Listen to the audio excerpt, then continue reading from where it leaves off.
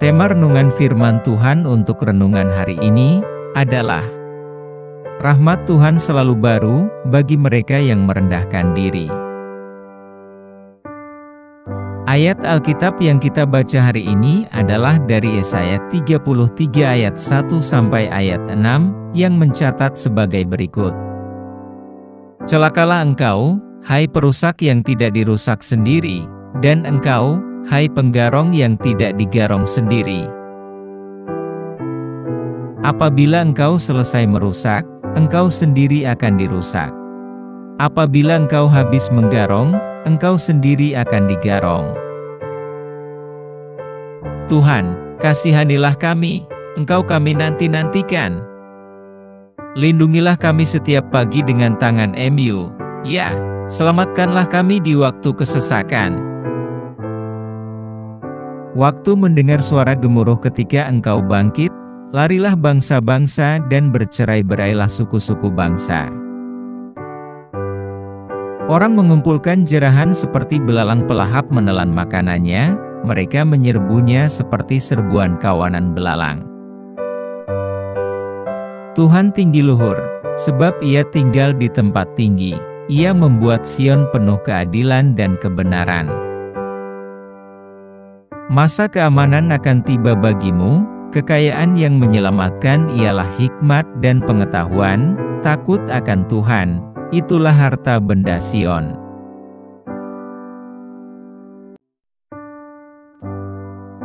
Apa yang telah kita baca? Dan tentang apa dan siapa? Sebelum invasi Asyur ke Yerusalem, setelah mengalahkan Israel Utara, Nabi Yesaya menubuatkan bahwa pasukan Asyur yang tampaknya tak terbendung ini akan dihentikan oleh penjara atau perampok lainnya. Mereka yang melakukan penjarahan disebut orang celaka, karena mereka akan dijarah dan dikhianati oleh orang lain.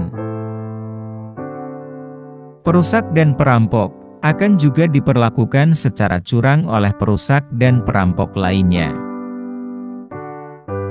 Namun, setelah tahu betapa mengerikannya ancaman Asyur, umat Tuhan di Yerusalem menyadari bahwa mereka membutuhkan seorang raja yang perkasa, yang dapat membebaskan mereka.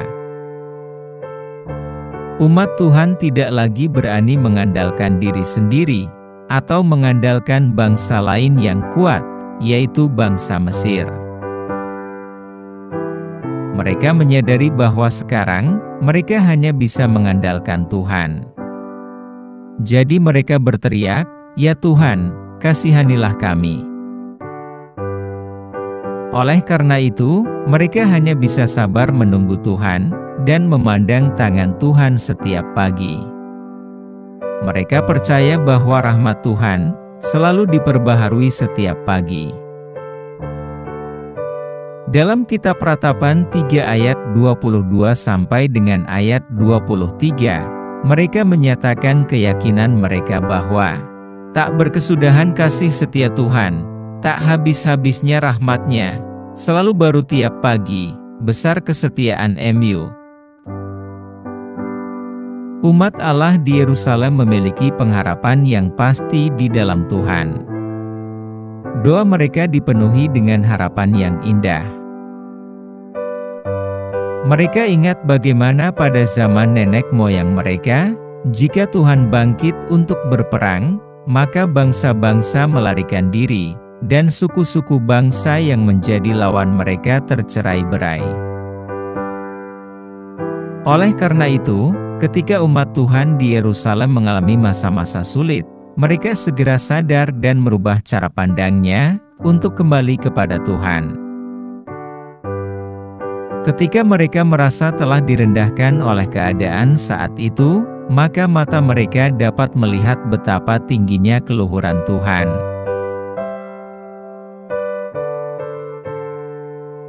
Apa pesan Tuhan bagi kita? Firman Tuhan hari ini mengingatkan kita akan ajaran Tuhan Yesus, mengenai prinsip yang sama dengan pesan Tuhan hari ini. Dalam Matius 7 ayat 1 sampai ayat 2, Yesus berkata, "Jangan kamu menghakimi, supaya kamu tidak dihakimi. Karena dengan penghakiman yang kamu pakai untuk menghakimi, kamu akan dihakimi dan ukuran yang kamu pakai untuk mengukur, akan diukurkan kepadamu. Tuhan berhak memperlakukan kita sebagaimana kita memperlakukan orang lain. Oleh karena itu kita harus memperlakukan orang lain dengan baik, agar Tuhan membalas kita dengan hal baik.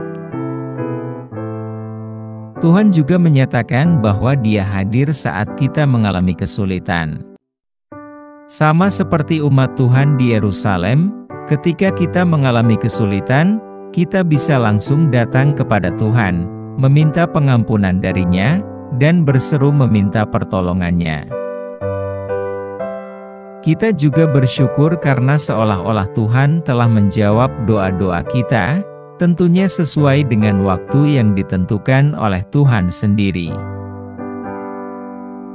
Kita tidak perlu menunggu sampai Tuhan memenuhi permintaan kita untuk berterima kasih kepadanya.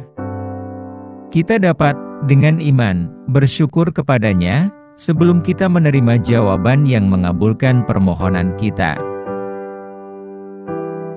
Tuhan senang melihat kita menaikkan permintaan doa kita setiap pagi di hari baru, yang menunjukkan bahwa kita tidak tahu apa yang akan terjadi di hari baru itu, dan hanya Tuhan yang tahu.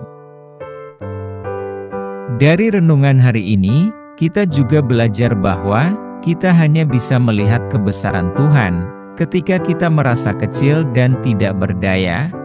Dan sebaliknya, jika kita meninggikan diri, maka kita tidak bisa melihat Tuhan dengan segala kebaikan dan kedahsyatannya. Dan kita juga disadarkan bahwa harta yang paling utama adalah takut akan Tuhan. Inilah modal awal dan utama bagi kehidupan kita.